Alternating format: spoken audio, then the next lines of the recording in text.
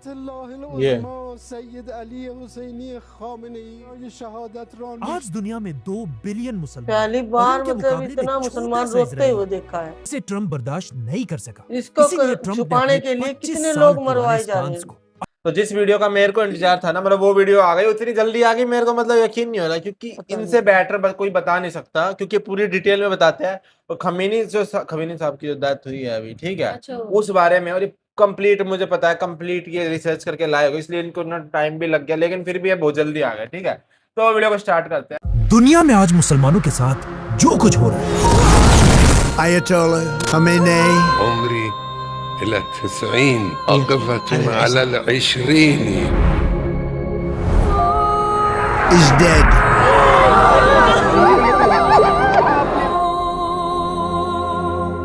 इस सब के बारे में आज से 1400 साल पहले एक दिन आप सल्लल्लाहु अलैहि वसल्लम ने सहाबा से कहा,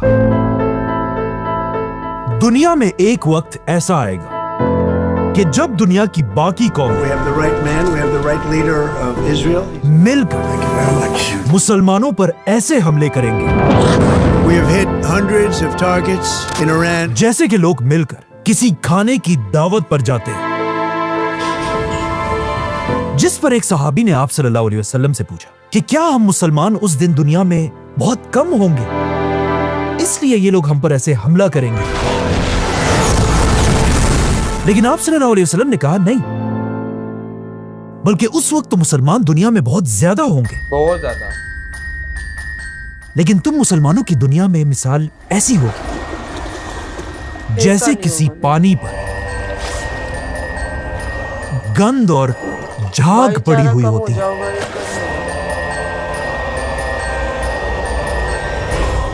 तुम्हारे दुश्मनों के दिलों में तुम्हारा कोई खौफ नहीं होगा ऐसे Programs, आप and they're going to be करेंगे। terminated on a permanent basis. और तुम मुसलमानों के दिलों में सिर्फ और सिर्फ दुनिया की मोहब्बत होगी और मुसलमान मौत से डरेंगे। इस हदीस के बाद अगले 1000 साल तक मुसलमान ही पूरी दुनिया के सुपर पावर थे।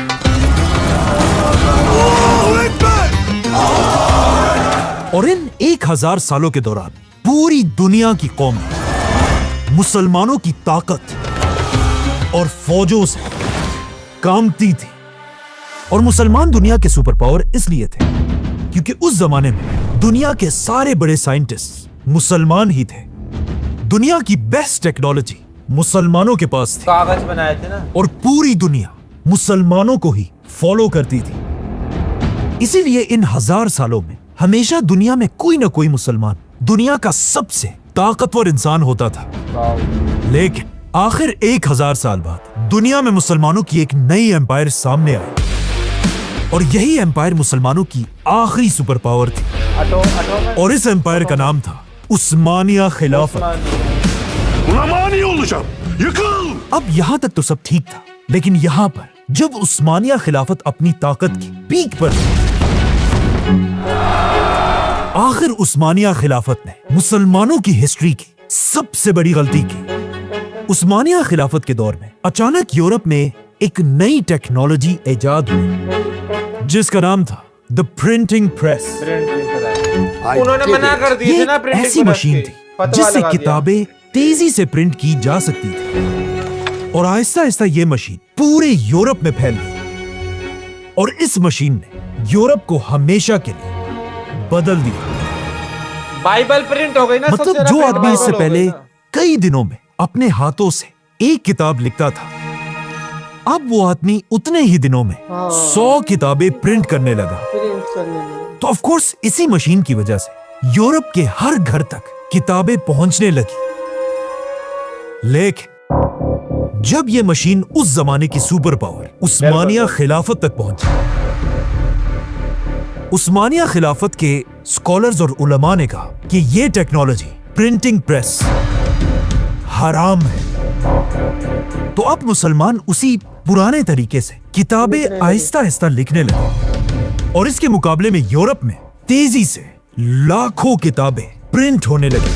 देखा उधर इस वो मशीन से प्रिंट कर पहले दी। यूरोप में सिर्फ मर्द ही किताबें पढ़ सकते थे, लेकिन अब जब पहली बार यूरोप के हर घर तक किताबें पहुंचने लगी, पहली बार यूरोप की औरतें भी ये किताबें पढ़ने लगी और यहीं से यूरोप में एक बहुत बड़ा चेंज आया, क्योंकि अब यूरोप की इन एजुकेटेड औरतों ने अपनी नई जनरेशन की तरबियत करना शुरू की। और जब इन पढ़ी लिखी माओं की वजह से यूरोप में एक नई जनरेशन सामने आई, बाप इसी कैसा भी नई हो, माँ पढ़ी लिखी होनी जनरेशन चाहिए, दुनिया अपने के बच्चे को- सबसे बड़े साइंटिस्ट पैदा हुए, जैसे कि गैलीलियो, आइजैक न्यूटन और एडिसन जैसे बड़े बड़े साइंटिस्ट। ये वो पॉइंट था जिससे पहली बार पिछले 1000 साल में आहिस्ता आहिस्ता यूरोप मुसलमानों से आगे बढ़ने लगा। और जब यूरोप में ये सब कुछ हो रहा था, यहां मुसलमान उन्हीं शिया सुन्नी बहसों में पड़े रहे जिस तरह आज पड़े हुए हैं। टाइम निकालो, ये फिर बोल रहे हैं। और यहां से रसूलुल्लाह सल्लल्लाहु अलैहि वसल्लम की हदीस फूट डलेगी ना, तभी तो मारे जाने इसका नहीं है। के पूरे होने का वक्त शुरू हुआ, क्योंकि पहली बार यूरोप के बादशाहों के दिलों से मुसलमानों का खौफ आहिस्ता आहिस्ता निकलने लगा, क्योंकि आहिस्ता आहिस्ता दुनिया की सारी टेक्नोलॉजी यूरोप और अमेरिका में बनने लगी और मुसलमान बस आपस में बहसें करते रहे। और अब जब मुसलमानों के हाथों से आहिस्ता आहिस्ता ताकत जा रही थी, अचानक आउट ऑफ नोवेयर मुसलमानों पर तारीख का सबसे बड़ा अजाब आया, वर्ल्ड वॉर 1।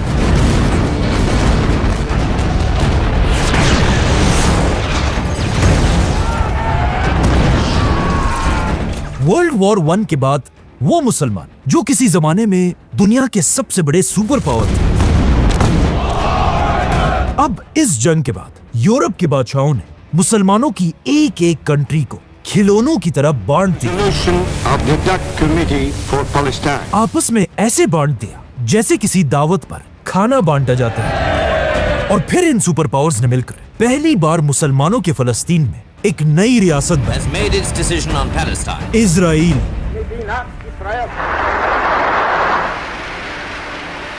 वर्ल्ड वॉर 1 के बाद जो तबाही मुसलमानों की शुरू हुई थी, वो आज तक उसी तरह चल रही है। लेकिन मुसलमानों की इस तबाही में भी कुछ मुसलमान लीडर्स ऐसे आए हैं जिन्होंने इन सुपर पावर्स की आंखों में आंखें डालकर उन्हें चैलेंज किया था और दुनिया में मुसलमानों के लिए एक बार फिर आवाज उठाई थी। दुनिया का पहला लीडर जिसने मुसलमानों के लिए आवाज उठाई, उसका नाम था सऊदी अरब का बादशाह शाह फैसल।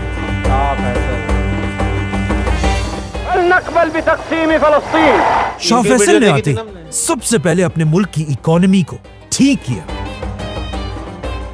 और जैसे ही इकोनॉमी ठीक हुई, शाह फैसल ने सारे मुसलमानों को यूनाइट करने के लिए दुनिया की सबसे बड़ी इस्लामिक कॉन्फ्रेंस बनाई। सारी इस्लामी दुनिया के मुक़्तदर रहनुमाओं को और आखिर जब फैसल की ताकत अपनी पीक तक पहुंची, शाह फैसल ने अरब मुल्कों को यूनाइट करके इजराइल पर हमला कर दिया। अरब की फौजें हर तरफ से इजराइल के अंदर घुस गई और पहली बार ऐसा लगने लगा कि इजराइल ये जंग शाह फैसल से हार जाएगा। लेकिन ऑफ कोर्स, जैसे कि हमेशा होता है, इजराइल को बचाने के लिए एक बार फिर उसका बाप अमेरिका सामने आया, We believe that the resolution now before us जिसके बाद इजराइल अमेरिका की मदद से अरबों से ये जंग जीत गया। और शाह फैसल बहुत कोशिश के बाद भी ये जंग हार गए। ceasefire in the Middle East.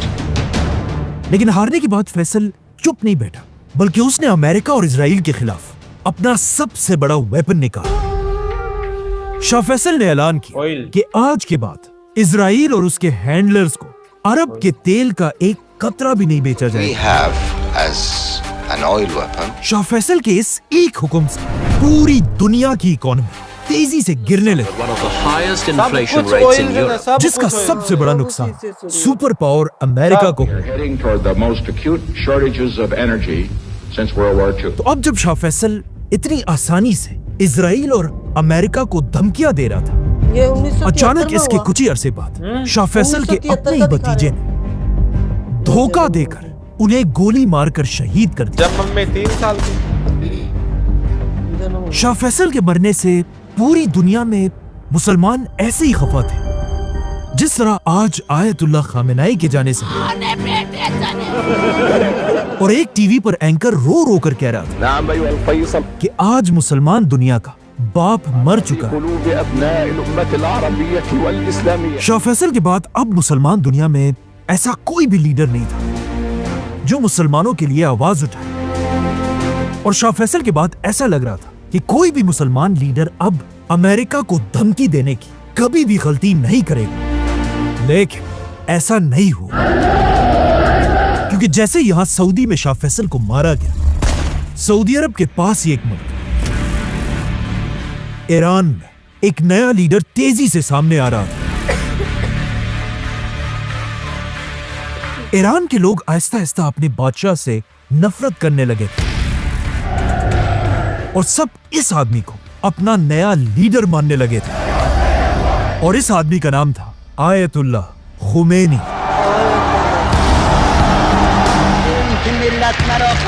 Khomeini अपने लोगों को समझाया करता था कि इस्लाम सिर्फ मस्जिदों और घरों में बैठकर इबादत करने का नाम नहीं है, बल्कि इस्लाम का मतलब यह भी है कि मुसलमान अपने जमाने के सुपर पावर के तख्तों को तोड़ डालें। इसीलिए शाह फैसल के जाने के सिर्फ 4 साल बाद खुमैनी ने ईरान के बादशाह को भगाकर पूरे ईरान को अपने कंट्रोल में लिया। और खुमैनी इतना बड़ा लीडर था हमने सुना था जब कैसे उसका इनका जहाज फैला ईरान में था, लैंड जैसे टेप के माध्यम से खुमैनी को वेलकम करने के लिए 70 लाख लोग खड़े थे। खुमैनी मुसलमान दुनिया का वो अकेला लीडर था जिसे कोई भी सुपर पावर कंट्रोल नहीं कर सकती। और खुमैनी खुद भी बार बार अमेरिका की आंखों में आंखें डालकर उन्हें धमकियां दिया करता था। इसीलिए पहले दिन से अमेरिका और इजराइल किसी तरह खुमैनी से अपनी जान छुड़ाना चाहते थे और आखिर उन्हें इसका रास्ता मिल गया। ईरान के पास ही एक मुल्क इराक में भी एक नया लीडर सामने आया, सद्दाम हुसैन।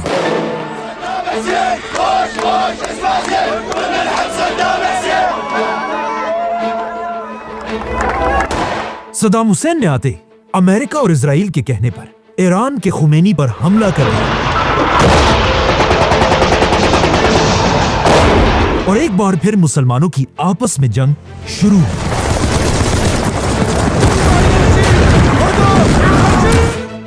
सद्दाम हुसैन का हमला इतना बड़ा था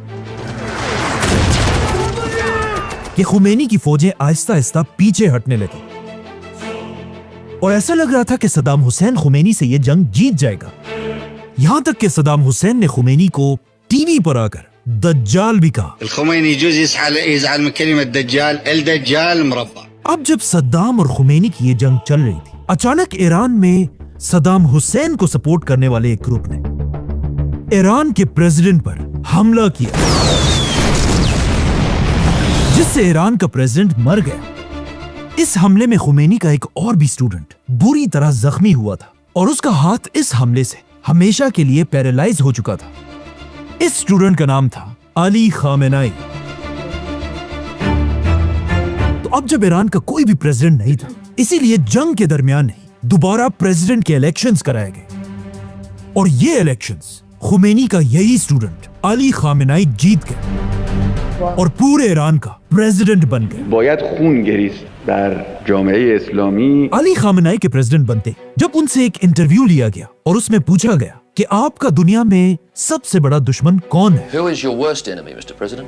इस वक्त ईरान एक मुसलमान मुल्क इराक से जंग में था, लेकिन इराक के साथ जंग में होने के बावजूद भी खामेनाई ने इराक का नाम नहीं लिया, बल्कि कहा हमारा सबसे बड़ा दुश्मन है अमेरिका।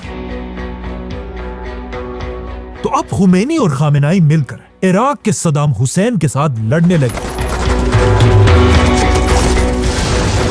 और आखिर 8 साल की जंग के बाद सद्दाम हुसैन और अमेरिका खुमैनी को नहीं हरा सके और आखिर ये जंग खत्म हो गई। लेकिन इस जंग के सिर्फ 1 साल बाद ईरान के सुप्रीम लीडर आयतुल्लाह खुमैनी इस दुनिया से चले गए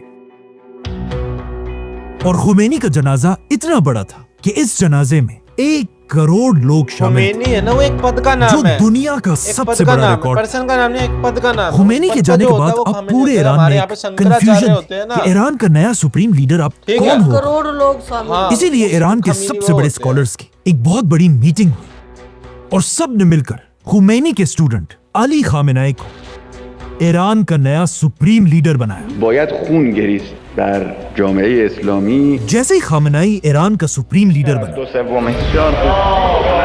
खामेनाई के सामने उसकी जिंदगी के दो सबसे बड़े मसले आए। पहला मसला यह था, अमेरिका ने बहाने बनाकर ईरान के पास सारे Muslim countries, Qatar, UAE, Saudi, Iraq, सब में अपने बड़े बड़े मिलिट्री बेसिस बनाए कब्जा। और इन मुसलमान कंट्रीज ने आराम से अमेरिका को अपने कंट्रीज के अंदर आने की इजाजत दी। तो अब अमेरिका के इन बेसिस ने ईरान को हर तरफ से घेर लिया। यह तो था खामेनाई का एक बड़ा मसला। लेकिन दूसरा मसला यह था कि जब खामेनाई सुप्रीम लीडर बना, उसके कुछ ही अरसे बाद ईरान से बहुत दूर इजराइल का भी एक नया लीडर तेजी से सामने आ रहा था। और इजराइल का यह लीडर आगे जाकर खामेनाई की जिंदगी का सबसे बड़ा दुश्मन बना। और इस लीडर का नाम था Benjamin Netanyahu. America and Israel must stand together. जैसे ही नेतन्याहू इजराइल का प्राइम मिनिस्टर बना, वो पहले ही दिन से अपनी हर स्पीच में कहा करता था कि दुनिया में दो मुसलमान लीडर्स ऐसे हैं जिन पर पूरी दुनिया को मिलकर हमला करना चाहिए। इराक का Saddam Hussain, If you take out Saddam's regime, I guarantee that it will have enormous positive reverberations on the region. और ईरान का supreme leader Ayatollah Khamenei. And to stop atomic bomb scientists, well, they're gone too. अब Netanyahu तो पहले ही दिन से किसी तरह Iraq और ईरान पर हमला करना चाहता था, जिसके लिए उसे सुपर पावर अमेरिका की मदद की जरूरत थी। तो अब नेतन्याहू दुनिया में एक ऐसे बहाने का इंतजार कर रहा था जिससे वो किसी तरह अमेरिका के साथ इन दोनों मुल्कों पर हमला करे। और आखिर अचानक एक दिन ऐसा ही हुआ। आज से 25 साल पहले अमेरिका के वर्ल्ड ट्रेड सेंटर्स पर हमला हुआ, Our very freedom came under attack. जिसमें हजारों अमेरिकन मारे गए। और अमेरिका का बच्चा बच्चा इस हमले का बदला लेने के लिए तैयार था। तो अब इस हमले के बाद पूरी दुनिया को यह बात क्लियर हो चुकी कि अमेरिका अब एक जख्मी शेर की तरह दुनिया में किसी पर भी कभी भी हमला कर सकता है। And we responded with the best of America. तो सबसे पहले अमेरिका ने अफगानिस्तान पर हमला किया। The United States military has begun strikes in Afghanistan. लेकिन जब अमेरिका अफगानिस्तान में बिजी था, इजराइल का नेतन्याहू बार बार अमेरिका पर प्रेशर डाल रहा था कि वो अफगानिस्तान के साथ साथ इराक के सद्दाम हुसैन पर भी हमला करे। The nuclear threat from Iraq. I think the choice of Iraq is a good choice. It's the right choice. और इराक पर इस हमले के लिए उसने पूरी दुनिया के सामने बड़े बड़े झूठ बोले Nuclear threat from Iraq. कि सद्दाम हुसैन एटम बॉम्ब बनाने वाला है। Producing weapons of mass destruction. और आखिर उसने झूठ बोल बोलकर पूरी दुनिया को कन्विंस कर दिया। Militias in Iraq. और अमेरिका ने अपनी पूरी ताकत के साथ सद्दाम हुसैन पर हमला कर दिया। अमेरिका ने इराक पर हमला करके सद्दाम हुसैन, उसके बेटों और लाखों इराकियों को मार डाला और पूरे इराक पर कब्जा कर लिया। लेकिन इसके बाद पूरी दुनिया ने देखा कि इराक के पास असल में कोई एटम बॉम्ब था ही नहीं, बल्कि यह हमला अमेरिका और नेतन्याहू ने झूठ बोलकर किया था। United States must destroy the same regime. और आगे जाकर उन्होंने ये बात खुद भी मानी कि उन्होंने इराक में लाखों लोगों को बगैर किसी वजह के शहीद किया था। The war in Iraq was a big fat mistake. George Bush made a mistake. लेकिन पूरे इराक को तबाह करने के बाद भी नेतन्याहू को थोड़ी सी शर्म भी नहीं आई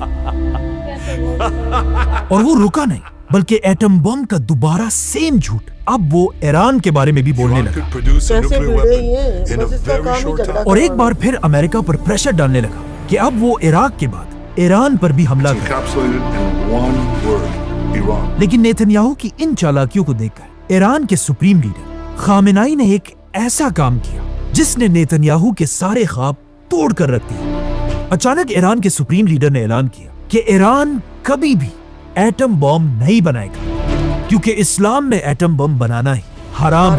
ममनू है, हराम है। तो अब इजराइल अपना सर पकड़कर बैठा हुआ था कि वो अब क्या कौन से करिए? नए बहाने से बहाने ईरान पर लगाए। हमला करे। लेकिन इराक के झूठ के बाद अब कोई भी उनकी बात मानने को तैयार नहीं था और इस तरह आयतुल्लाह खामेनाई ने अपने मुल्क ईरान को बचा लिया। लेकिन इसके कुछ साल बाद जब एक बार फिर नेतन्याहू इजराइल का प्राइम मिनिस्टर बना, एक बार फिर वो दोबारा ईरान पर एटम बॉम्ब का झूठा इल्जाम लगाने लगा Iran was rapidly developing a massive nuclear weapons program. और हर साल कहने लगा कि सिर्फ कुछ महीनों में ईरान एटम बम बनाने वाला है। In a very short और time, पिछले 25 साल से बार बार नेतन्याहू अमेरिका पर प्रेशर डालता रहा Iran must be stopped. कि बिल्कुल इराक के सद्दाम हुसैन की तरह If you take out Saddam, America इस बार ईरान पर भी हमला करे। Iran has not given up its nuclear ambition. लेकिन पिछले 25 साल से अमेरिका ने इराक में की गई गलती को George Bush made a mistake. दोबारा नहीं दोहराया। और अमेरिका में एक शख्स ऐसा था जो हमेशा ईरान पर हमला करने के सख्त खिलाफ था, Donald Trump. I will not allow it. It's not going to happen. Not allowing Israel. Trump हमेशा से कहता था कि हमें ईरान पर हमला नहीं बल्कि उनसे डील करनी चाहिए। Well, I'd love to avoid the conflict. लेकिन जब भी अमेरिका और ईरान किसी भी डील के लिए आपस में मीटिंग करते थे, Negotiate a peaceful resolution. Israel हमेशा इस मीटिंग को खराब करने की कोशिश करता रहता था। Iran has not given up. आखिर जब आज से कुछ साल पहले ट्रंप अमेरिका का नया प्रेसिडेंट बना, नेतन्याहू अब ट्रंप पर भी ईरान पर हमले के लिए प्रेशर डालने लगे। Iran must be stopped. लेकिन ट्रंप ईरान पर हमला करने के लिए भड़काने तैयार वाले नहीं हैं था। सब दूसरे। अब जब अमेरिका ईरान पर हमला नहीं कर रहा था, आज से 2 साल पहले इजराइल के फॉर्मर प्राइम मिनिस्टर ने एक इंटरव्यू में कहा Who was the 13th Prime Minister of Israel? कि अब और हमारा बर्दाश्त खत्म हो चुका है। And I'll say straight at this point, we need to topple the Iranian regime. Iran बिल्कुल एक ऑक्टोपस की तरह है Against Iran, and I called it the octopus. जिसका सर खुद ईरान है और उसके हाथ इजराइल के हर तरफ फैले हुए हैं। With its arms all across the Middle East. पिछले 25 साल से हम इस ऑक्टोपस के एक एक हाथ से अलग अलग लड़ रहे हैं, Fighting those fingertips of the octopus. लेकिन अब हम और इन हाथों से नहीं बल्कि सीधा ऑक्टोपस के सर पर वार करेंगे। The goddamn head of the octopus. और इस ऑक्टोपस का सर है ईरान का supreme leader Ayatollah Khamenei. To topple the goddamn head of the octopus. मतलब आज से 2 साल पहले इजराइल ने अपनी पूरी ताकत के साथ अमेरिका पर प्रेशर डालना शुरू कर If दिया I had to say what is our greatest challenge in the Middle East, one word: Iran. कि वो अपनी पूरी ताकत के साथ ईरान पर हमला कर। लेकिन ट्रंप का तब भी वही पुराना स्टांस था। यहां तक कि कहा जाता है नेतन्याहू के प्रेशर से तंग आकर एक दिन डोनाल्ड ट्रंप ने अपने सोशल मीडिया पर नेतन्याहू के खिलाफ एक पोस्ट भी शेयर की। The president-elect shared a video criticizing Israeli Prime Minister Benjamin Netanyahu. He's a deep, dark son of a bitch. कि नेतन्याहू अमेरिका को ईरान से जंग के लिए मजबूर कर रहा है। इस पोस्ट के बाद ट्रंप ने इजराइल के खिलाफ ये भी कहा। But I'm not allowing Israel to annex the West Bank. और जब इजराइल ने कतर पर हमला किया तब भी ट्रंप ने नेतन्याहू के खिलाफ ये कहा। I was very unhappy about it. और फिर नेतन्याहू को अपने ऑफिस बुलाकर पूरी दुनिया के सामने नेतन्याहू से कतर के अमीर को फोन कराया और पूरी दुनिया के सामने नेतन्याहू से माफी मंगवाई। We had a phone call today just to. Netanyahu has apologized to the Emir of Qatar. इन सारे बातों से ऐसा लग रहा था कि नेतन्याहू ट्रंप को कंट्रोल नहीं कर सकेगा और ट्रंप अपने 25 साल पुराने स्टांस पर ही खड़ा रहेगा। But I'm not allowing Israel to annex the West Bank. लेकिन फिर आखिर ऐसा हुआ क्या कि अचानक ट्रंप ने अपने 25 साल की बातों को भुलाकर नेतन्याहू की बात मान ली और ईरान पर हमला कर दिया। The United States is ramping up its attacks on Iran.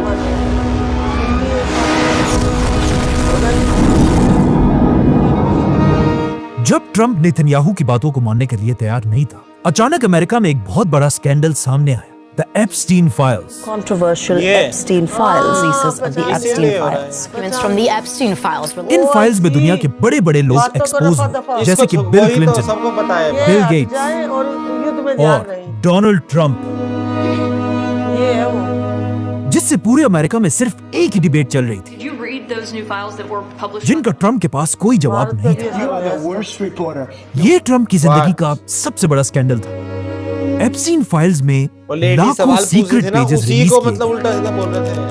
लेकिन अब भी कहा बोला जाता था। है इन सारे पेजेस में 53 पेजेस ऐसे हैं जिन्हें छुपाया गया है, और कहा जाता है यही वो फाइल्स हैं जिनमें ट्रंप के बारे में सबसे खतरनाक क्राइम्स लिखे हुए हैं, और कहा जाता है यही वो प्रेशर था जिसे ट्रंप बर्दाश्त नहीं कर सका। इसीलिए ट्रंप ने अपने 25 साल पुराने स्टांस को अचानक बदल दिया और इन फाइल्स के रिलीज होते ही नेतन्याहू को अमेरिका में एक बहुत बड़ी दावत पर बुलाया। सही कह रहे, टीवी पे कहाँ इस नहीं कॉन्फ्रेंस है में ट्रंप बिल्कुल बदल चुका था और अब नेतन्याहू की हर बात मानने के लिए बिल्कुल तैयार था।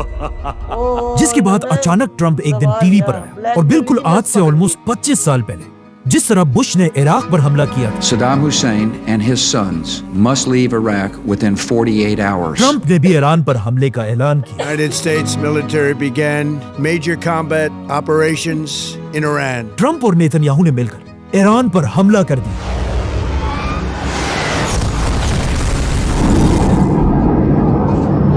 और पहले ही दिन ईरान के एक स्कूल में 160 बच्चियों को शहीद कर दिया। स्कूल के ऊपर वो गिराया है। और जैसे ही जंग शुरू हुई, ईरान को भी फाइनली मौका मिला कि वो अमेरिका के उन बेसिस को टारगेट करे जो इससे 40 साल पहले अमेरिका ने मुसलमान कंट्रीज में बनाए थे। कुछ लोग आज ये भी कह रहे हैं कि ईरान क्यों इन मुसलमान कंट्रीज पर हमला कर रहा है, लेकिन सवाल ये नहीं है कि ईरान क्यों इन कंट्रीज पर हमला कर रहा है, बल्कि सवाल ये है कि आखिर 40 सालों से इन मुसलमान कंट्रीज ने अमेरिका की फौज को अपने मुल्कों में रहने की इजाजत क्यों दी है। ये वही बेसिस थे जिनसे अमेरिका पूरी मुसलमान दुनिया को हर वक्त धमकाता रहता था। Major combat operations in Iran. इसीलिए आज ईरान ने एक एक करके इन सारे बेसिस पर हमला किया।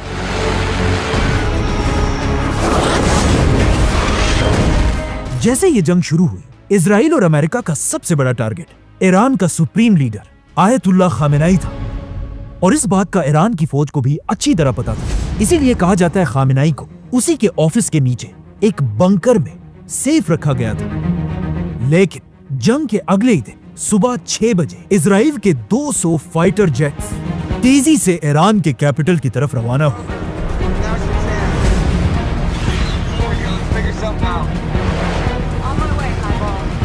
इन जहाजों में ऐसे एडवांस्ड मिसाइल्स लगे हुए थे जो फटने से पहले पूरी की पूरी बिल्डिंग्स को चीर कर अपने टारगेट तक पहुंचते हैं। इसीलिए इन मिसाइल्स को कहा जाता है बंकर बस्टर्स। जैसे ये जहाज खामेनेई के ऑफिस के ऊपर पहुंचे, इन जहाजों ने 30 बंकर बस्टर मिसाइल्स को खामेनेई की बंकर की तरफ फायर किए। ये मिसाइल्स खामेनेई के ऑफिस के फ्लोर्स को तोड़कर उनके बंकर के अंदर घुसे और इस तरह सुप्रीम लीडर आयतुल्लाह खामेनेई, जो ऑलमोस्ट 40 साल से ईरान का सुप्रीम लीडर था, अपने कई फैमिली मेंबर्स के साथ शहीद हो गए। खामेनेई के शहीद होने के बाद पूरी दुनिया के मुसलमान वैसे ही दुखी थे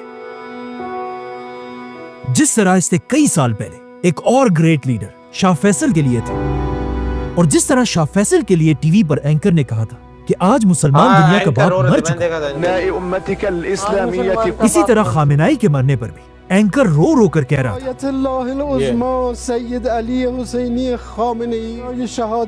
आज दुनिया में 2 बिलियन मुसलमान और इनके मुकाबले में छोटा सा इजराइल, जिसने मुसलमान दुनिया के सेंटर में घुसकर एक बार फिर मुसलमान लीडर को मार डाला। Ayatollah Khamenei is dead. और दुनिया के 2 बिलियन मुसलमान कुछ नहीं कर सके।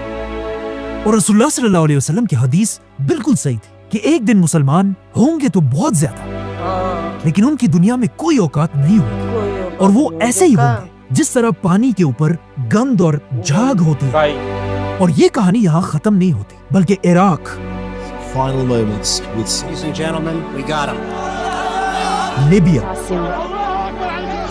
सीरिया, यमन और अब ईरान को तबाह करने के बाद इजराइल के लीडर्स पहले ही बता चुके कि उनका अगला टारगेट कौन होगा। Turkey is the new Iran. एक बात कंफर्म है कि जब नेक्स्ट मुसलमान लीडर को टारगेट किया जाएगा, तब भी मुसलमान कुछ नहीं कर पाएंगे।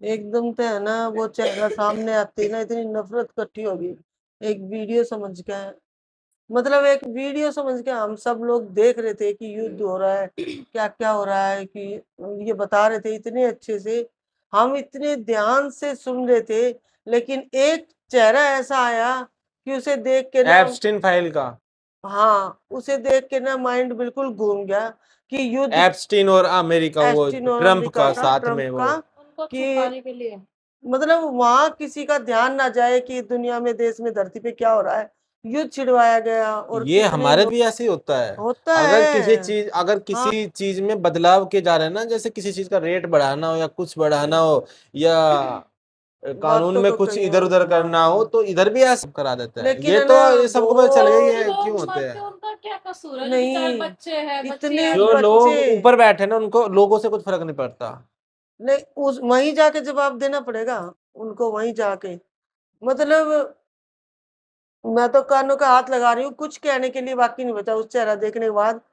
इतने लोग उन्होंने मरवा दिए, इतने लोग मरवा दिए, ताकि उस तरफ ध्यान ही ना जाए किसी का, या वो बच्चे, उनका क्या कसूर था, कैसे उनके चिथड़े लेकिन जो उड़े हुए। इंडियन जो मीडिया है, वो तो अलग ही उसमें चल रहा है। अमेरिका का ये, अमेरिका वो, अमेरिका का कुछ, अमेरिका मैं भाई बहुत पावरफुल देश है। जो जो आया था ना, जिसमें जैसे जेट आया था वो गिराया देखो, उन्होंने, वो अमेरिका के पास 1300 है और भारत के पास वो होएगा कुछ 19-20, अमेरिका मान नहीं रहा 19 या था 20, उनकी और सीख। पाकिस्तान के पास भी होएगा 15-16। इतना फर्क है अमेरिका में और बाकी देशों में। अमेरिका में बहुत ज्यादा तो है। आज बारीकी से ना इस युद्ध के बारे में जानकारी मिली है, हमने सुनी है, तो मेरा तो दिल बिल्कुल कांप गया भाई। बहुत मतलब अच्छा नहीं था, मैं इंडियन अच्छा नहीं मीडिया की हुआ। दिखा रहा हूँ। हाँ, इंडियन मीडिया ऐसे दिखाता है ना कि मोदी की वजह से जो है ट्रम्प को ये हो गया, वो हो गया, ये हो गया, ये हो गया। ठीक है,